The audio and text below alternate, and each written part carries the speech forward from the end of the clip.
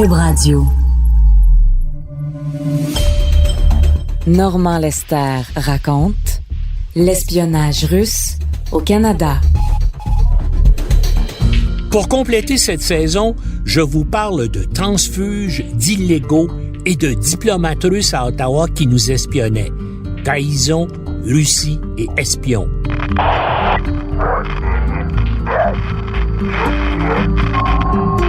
Bienvenue dans le monde tortueux et étrange des agents secrets.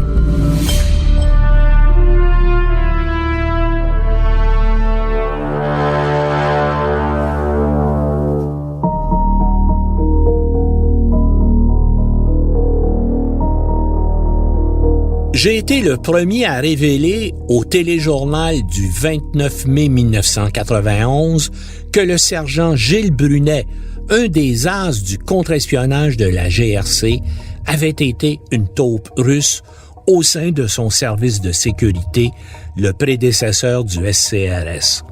Un heureux concours de circonstances m'avait permis, en quelques 36 heures d'enquête seulement, de rassembler les renseignements me permettant de boucler un dossier qui dormait depuis 3 ans dans mon classeur sur la présence d'une taupe russe dans la GRC. La taupe. Le terme a été mis à la mode par le maître britannique des romans d'espionnage, John le Carré. Ça désigne le cauchemar des services secrets du monde entier. La présence au sein de leur organisation d'un traître, un espion, au service d'une puissance hostile. Voici donc comment j'ai été mis au courant de la présence d'une taupe au sein des services secrets canadiens et comment j'ai pu faire confirmer cette information.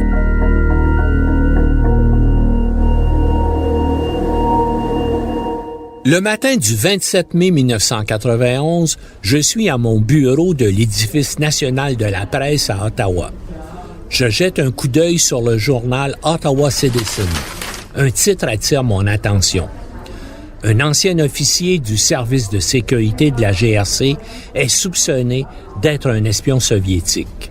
L'article est signé par Jim Brown, le spécialiste des questions de renseignement de l'agence Presse canadienne. Dès le premier paragraphe, je sais que je tiens un scoop.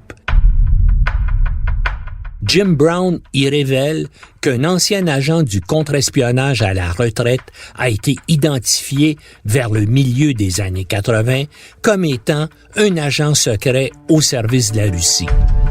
La suite de l'article confirme ce que je pense. La source du journaliste ne lui a pas donné le renseignement décisif, c'est-à-dire le nom de l'homme dont on soupçonne maintenant qu'il était à la solde de Moscou. Jim Brown précise que le suspect a passé plus de 20 ans dans les services secrets canadiens.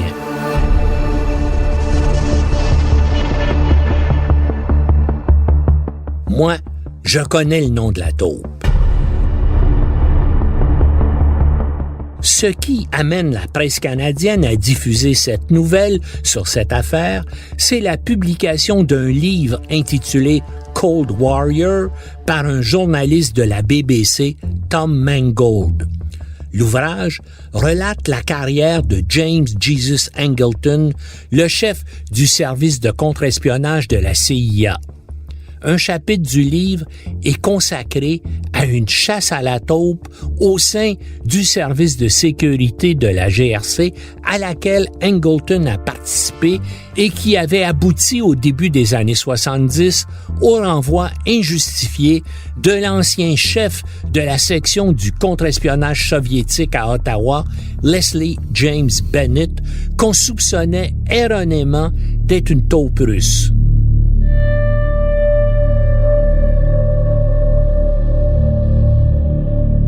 Vers la fin de 1988, un agent du contre-espionnage m'avait confié les principaux éléments de cette affaire.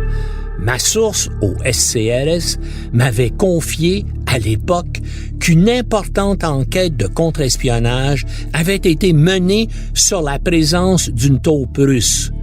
Comme je n'avais pas réussi à faire corroborer l'information par par des sources indépendantes, j'avais classé le dossier, espérant que de nouvelles informations me permettent un jour de relancer l'affaire. C'est ce qui arrivait maintenant. En relisant mes notes, je revois la scène. Cela se passe dans une pizzeria d'un quartier périphérique de Montréal. Il pense, me dit mon informateur, que c'est Gilles Brunet, pas Bennett, qui est la taupe russe. Brunet, c'est le gars qui a été mis à la porte du service en 1973 pour avoir fréquenté Mitch Bronfman, le mouton noir de la célèbre famille et l'ami de Willie O'Brien, le moneyman des Cotroni. Brunet s'était recyclé comme détective privé avec son copain Don McCleary, qui avait été renvoyé de la GRC en même temps que lui. Je lui dis que c'est une grosse histoire et qu'il faut absolument que je retrace Brunet.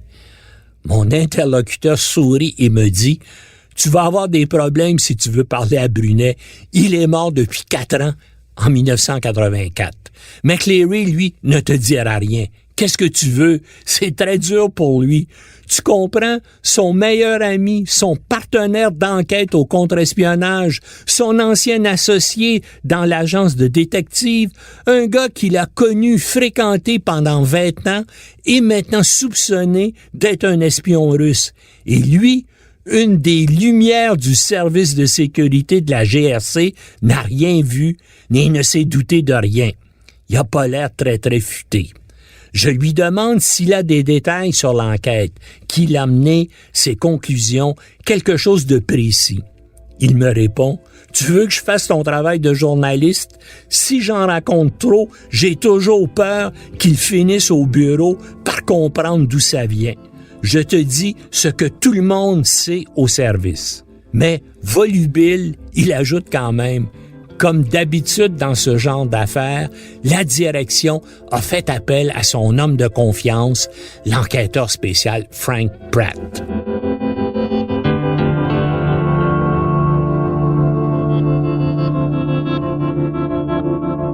C'est embêtant pour lui aussi. Il avait bien connu Brunet quand ils travaillaient ensemble à Montréal au contre-espionnage. D'abord, Pratt a ridiculisé le travail du premier enquêteur au dossier au début des années 80 en disant que c'était absurde de soupçonner un gars comme Brunet de travailler pour les Russes. Mais maintenant qu'il est mort et incinéré, Pratt a changé d'idée et dit qu'il était probablement coupable. J'apprends aussi de mon interlocuteur que Brunet est mort d'une crise cardiaque alors qu'il était gérant d'un cimetière dans le West Island à Dollard-des-Ormeaux. Il ajoute « Classique, hein? Les Russes sont toujours à la recherche de noms de personnes mortes en bas âge pour fabriquer de fausses identités à leurs agents. On appelle ça des légendes. » La femme de Brunet, elle, a quitté Montréal. Elle est allée vivre à Edmonton. Il hésite. Ou peut-être Edmundston, je ne me rappelle plus très bien. J'ai mis un point d'interrogation dans mes notes. Je referme mon calepin et je réfléchis un instant. Avec l'article de la presse canadienne et le livre de Mangold, c'est le moment ou jamais de sortir un reportage sur la taupe russe au sein des services secrets canadiens. Première étape, je me procure un exemplaire du livre de Mangold, Cold Warrior. C'est au chapitre 19 qu'il parle de la taupe à la GRC. Il écrit qu'après avoir remis erronément en cause la loyauté de Bennett, le chef du contre-espionnage, à l'incitation de la CIA, les services secrets canadiens sont maintenant convaincus que c'est un autre de leurs cadres, nom de code Tango, qui a trahi. Mangold ajoute qu'il connaît l'identité de Tango, mais qu'il choisit de ne pas la divulguer puisque le SCRS ne l'a jamais fait. Pour moi, il ne fait plus aucun doute, Tango, c'est Gilles Brunet.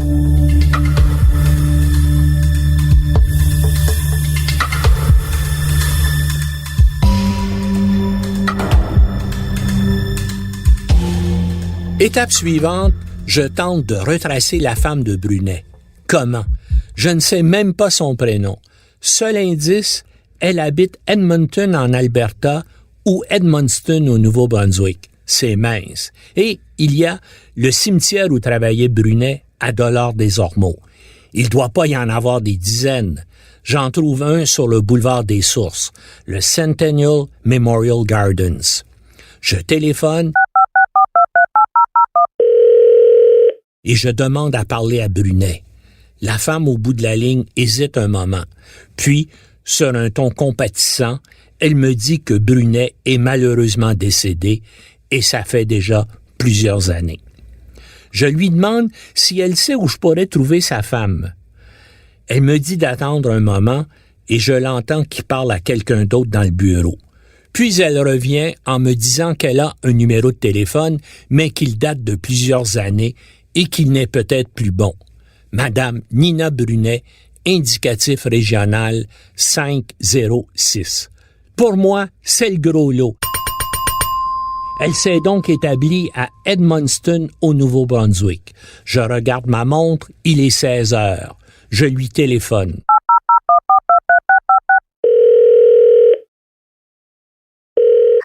Une voix lasse me répond en anglais.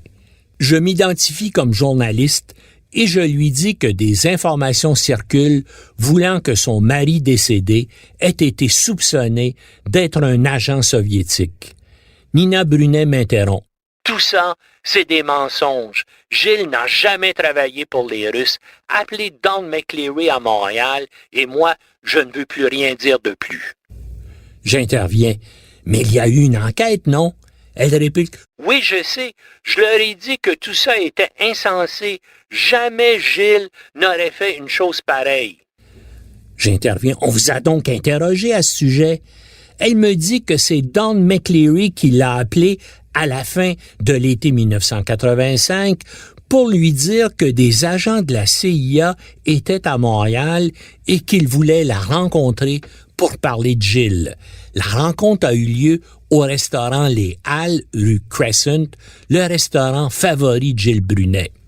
Elle ajoute que McCleary, dans la rencontre, était accompagné de l'enquêteur spécial du SCRS, Frank Pratt, et d'un agent de la CIA. On lui a montré des photos de son mari rencontrant des individus au Maroc, à Vienne et à New York. Puis, Nina Brunet se rend compte qu'elle m'en a dit trop. Elle me lance que McCleary lui a fait promettre de ne jamais parler de tout ça et elle me raccroche la ligne au nez. Mais j'ai maintenant l'essentiel de l'histoire.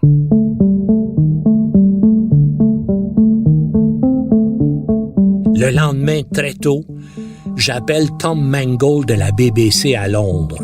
Je lui dis que je sais moi aussi qui est Tango. Il est visiblement contrarié que, peu après la publication de son livre, dans lequel il n'a pas donné le nom de la taupe, quelqu'un aille maintenant le sortir. Il me met quand même en contact avec son recherchiste à Washington.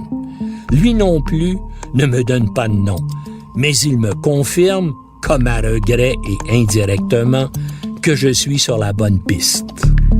Bien que je n'en attende pas grand-chose, j'appelle ensuite le copain de Brunet, Don McCleary. Je me garde bien de lui dire que j'ai parlé à Nina Brunet. Tout ça, dit-il, est sans fondement.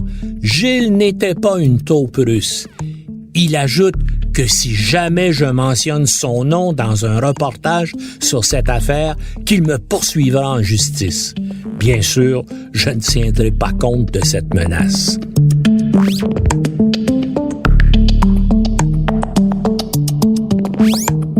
Au téléjournal de 22 heures du 29 mai 1991, Bernard de Rome présente ainsi mon reportage.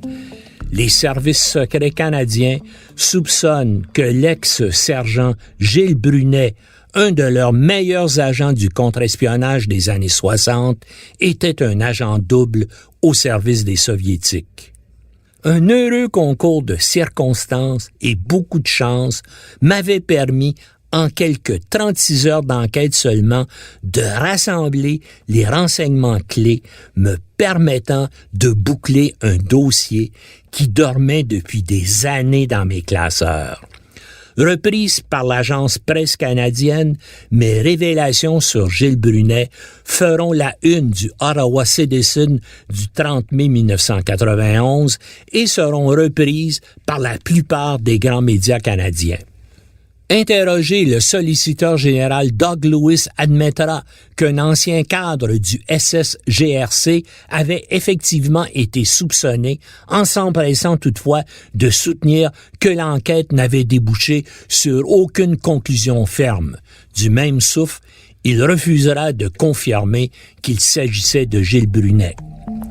Il est maintenant temps pour moi de retourner en arrière et de reprendre la chasse à la taupe à son point de départ, afin de détailler toute l'histoire en y introduisant d'autres renseignements que j'ai obtenus depuis.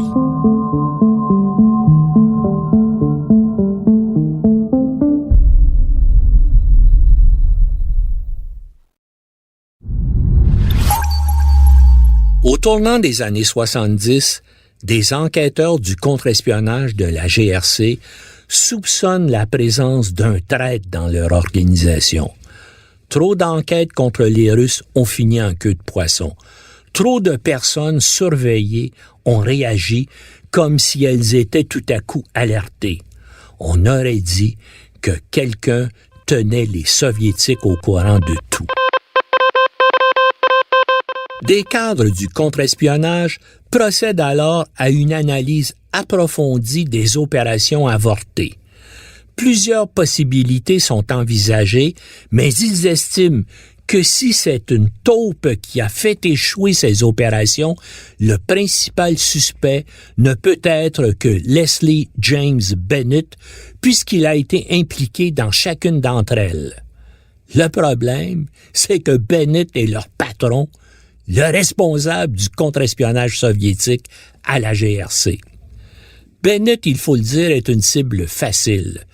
Fonctionnaire civil dans une organisation paramilitaire, il porte les cheveux longs et toujours la même vieille veste de tweed, ce qui agace profondément les policiers fédéraux aux tenues impeccables et aux souliers bien astiqués. Circonstance aggravante, c'est un Anglais. Et il y a à cette époque un certain ressentiment contre les cadres d'origine britannique. On leur reproche d'occuper des places qui devraient revenir à des Canadiens. La direction de la GRC déplace Bennett de son poste de responsable de la section anti-soviétique pour faciliter la poursuite de l'enquête à son sujet. Le 1er février 1970, Bennett est donc nommé chef de la toute nouvelle section E, chargé de l'écoute et de la surveillance électronique. La collaboration de la CIA est sollicitée. Elle est elle-même engagée depuis près d'une décennie dans une chasse à la taupe menée par son chef du contre-espionnage, James Angleton. Pour le plus grand malheur de Bennett, Angleton manifeste une méfiance maladive envers les Britanniques depuis que Kim Philby, la plus célèbre taupe russe du 20e siècle, a réussi à s'enfuir à Moscou en 1962. C'est qu'Angleton s'était lié d'amitié avec lui quand ce dernier était en poste à Washington comme agent de liaison des services secrets britanniques. Encouragé par la CIA, la GRC va soumettre Bennett pendant près de 2 ans à une surveillance de tous les instants. Jamais, cependant, aucune preuve concluante ne sera découverte contre lui. Mais les rumeurs et les doutes rendent impossible son maintien dans le service. La GRC met donc Bennett à la porte en 1972. À 52 ans, sa carrière éclaboussée, son mariage rompu, sa santé détériorée, des amitiés de toute une vie perdues, Leslie James Bennett est un homme seul et complètement brisé. Il fuit le Canada. Il s'installe dans une petite ville du sud de l'Australie où il vit d'une minable pension de 5 000 $ par année pour des années de loyaux services rendus au Canada et à la Grande-Bretagne. Après le renvoi d'Angleton en 1974, la CIA révisera en profondeur le dossier Bennett. Les analystes américains concluront à son innocence et en aviseront la GRC. Ce n'est cependant qu'en 1993, 19 ans plus tard, que le gouvernement canadien réhabilitera Bennett en lui présentant ses excuses et en le compensant financièrement de 100 000 $, une somme minable même pour l'époque.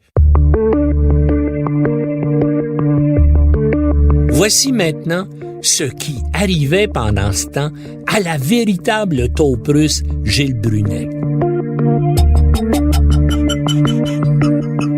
Un peu plus d'1 an après le renvoi de Bennett, la section du contre-espionnage allait être de nouveau bouleversée, mais par une affaire d'un tout autre ordre.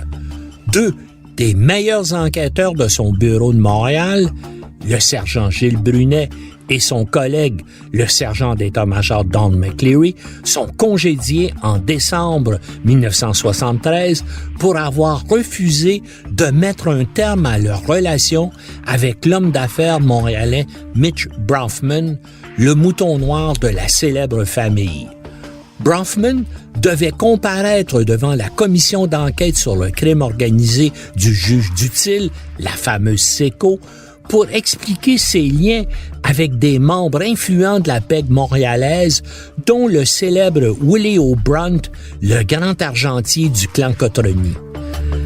Dans mes recherches à ce sujet, j'ai eu accès à certains documents cotés secrets et très secrets du dossier constitué par les enquêteurs du Service national de renseignement criminel de la GRC pour justifier le congédiement de Brunet et de McCleary.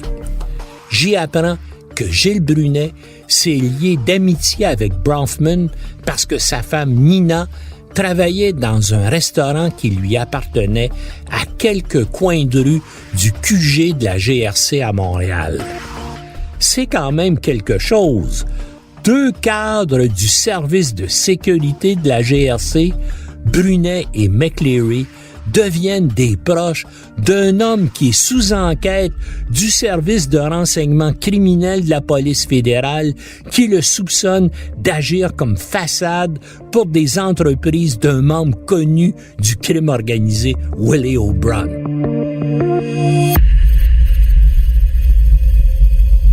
Bronfman a fait connaissance d'O'Brunt dans les années 60.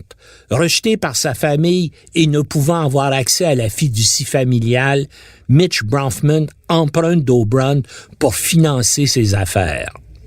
Il faut maintenant que je vous présente les 2 protagonistes principaux de cette histoire. D'abord, Don McCleary. C'est une figure légendaire de la police fédérale. Il s'est démarqué au début des années 60 dans la célèbre affaire Gerda Munsinger, la prostituée espionne allemande qui accordait ses faveurs à 2 ministres conservateurs, George Ease et Pierre Sévigny, un scandale qui avait ébranlé le gouvernement Diefenbaker. Gilles Brunet, lui, est entré à la GRC en 1955. Il est le fils de Josaphat Brunet, qui était alors le patron des services secrets de la GRC. En 1960, le premier ministre Jean Lesage du Québec a fait appel à lui pour réorganiser la police provinciale corrompue de Maurice Duplessis pour en faire la Sûreté du Québec. Dans les années 50, Gilles Brunet, qui a appris le russe, participe à des opérations importantes de la section soviétique du contre-espionnage.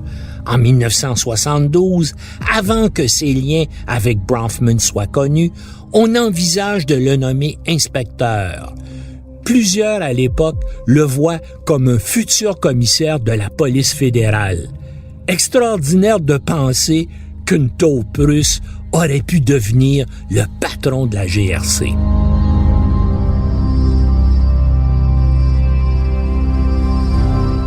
Et il y a une autre tournure surprenante à cette histoire.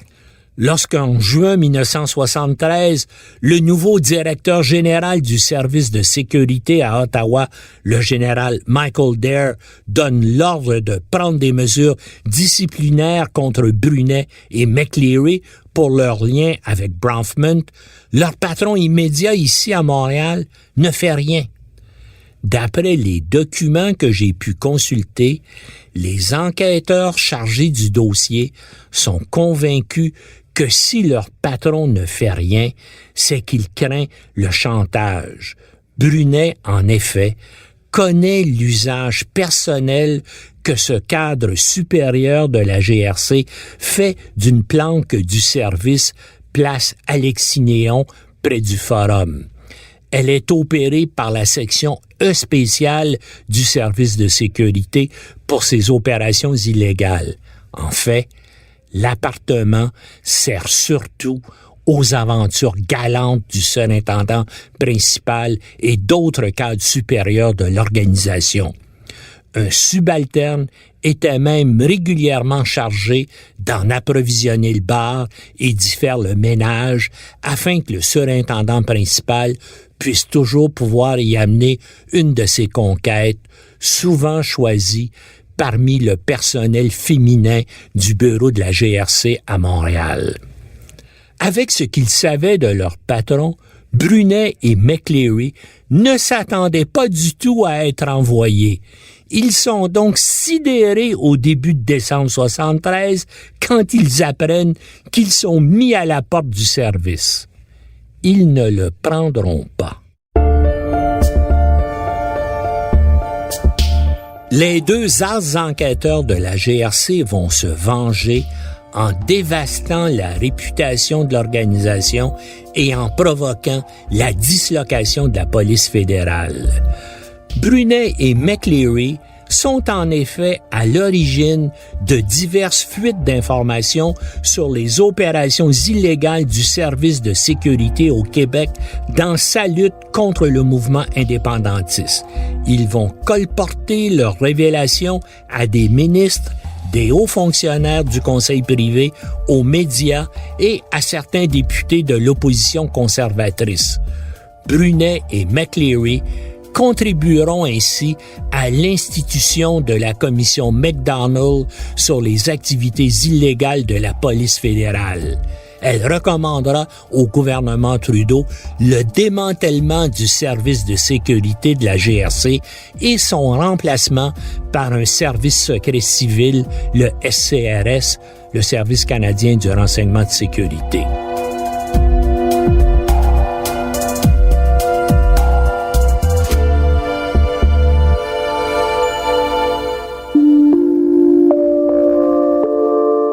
Brunet et McLeary ensuite ouvriront leur propre agence de détective. Brunet travaillera à Vancouver un certain temps. Il ira ensuite au Nouveau-Brunswick assumer la gérance d'un cimetière avant de rentrer à Montréal prendre la direction de celui de Dollard des Ormeaux. Il meurt en 1984 d'un arrêt cardiaque la veille du jour où la GRC allait l'interroger sur ses liens avec les Russes. Curieux, non? C'est ce que j'ai découvert sur sa trahison qui va faire l'objet du prochain épisode de cette série.